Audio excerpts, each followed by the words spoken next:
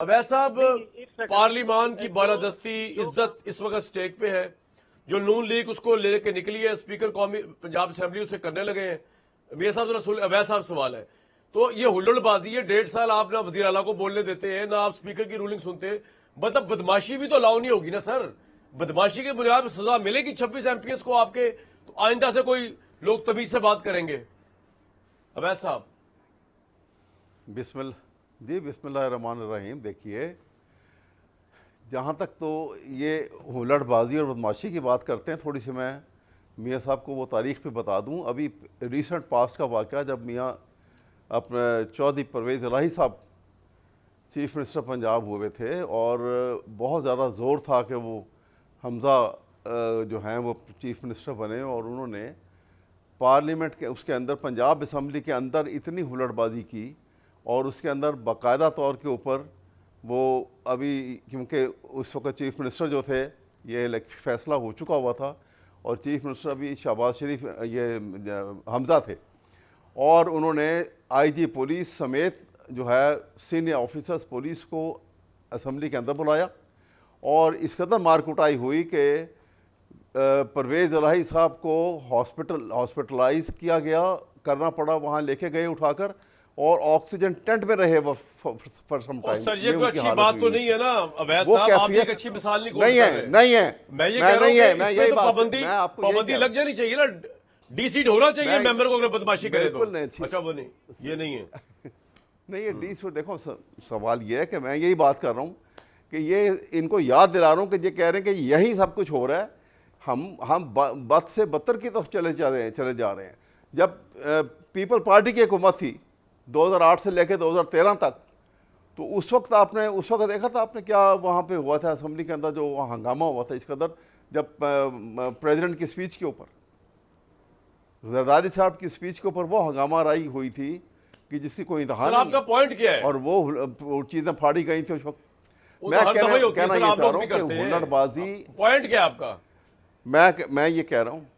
मैं कहना ये चाह रहा हूँ कि हुल्लड़बाजी जो असम्बली के अंदर जो है, ये रवायात को ठीक करना ज़रूरी है, लेकिन इसको बड़ी सीट के लिए ये लिख के भेज देना और ये कहना कि वो कॉन्स्टिट्यूशन की प्रोटेक्शन कर रहे हैं, तो कॉन्स्टिट्यूशन को तबाह करने वाले तो खुद आएंगे।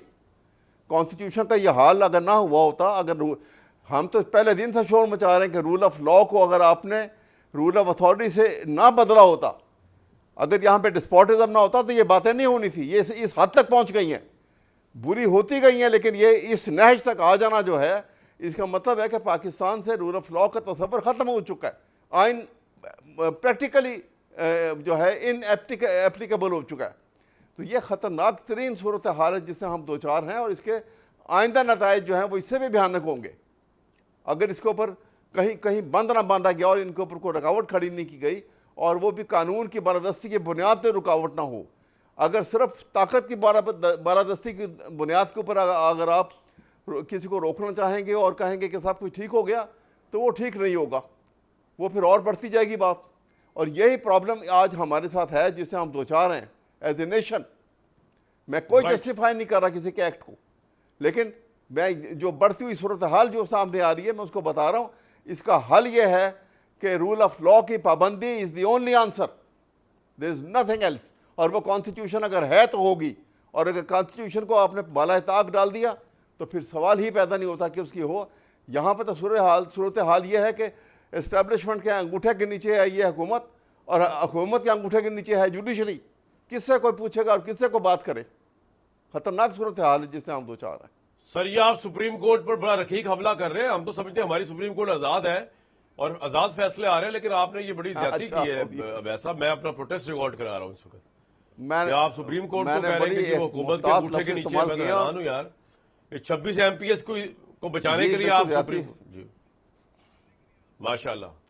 अभी तो ये मोहतात है। मैंने जो फैक्चुअल, अगर गैर मोहतात होते तो आप क्या कहते हैं? हाथ के बजाय पांव के अंगूठे के नीचे है। तौबा यार, अस्तगफिरुल्लाह मेरे कान। मैं तो यार कान, अल्लाह माफ करे, गांधी जी ने कहा था ना बुरा सुनो ना बुरा देखो। ये तो मैंने सुना ही नहीं। अब ऐसा मैंने नहीं बुरा सुना जो आपने कहा सुप्रीम कोर्ट के बारे में। हाँ, मैंने अल्लाह माफ करे जो अभी तो आपने वो मैंने भी नहीं सुना। सोफिस्टिकेटेड क्रिटिसिज्म किया है। अगर आप थोड़ा सा बाहर आके करते तो आप पता नहीं क्या करते। आपने भी नहीं आपने भी नहीं सुना। अच्छा, मैंने अल्लाह का फजल ऐसा कुछ कहा ही नहीं। मैंने ग्राउंड रियलिटी तौहीन अदालत लगती हो या तौहीन कुछ और लगती हो। ग्राउंड रियलिटी जी जी मैंने तो ग्राउंड रियलिटी की बात की देखिए है। सर, वो अगर तल्ख है तो क्या करें। मैं इससे पहले मदर साहब के पास जाऊं, अवैस भाई मेरी एक बात सुने, अवैस भाई मेरी एक बात सुने।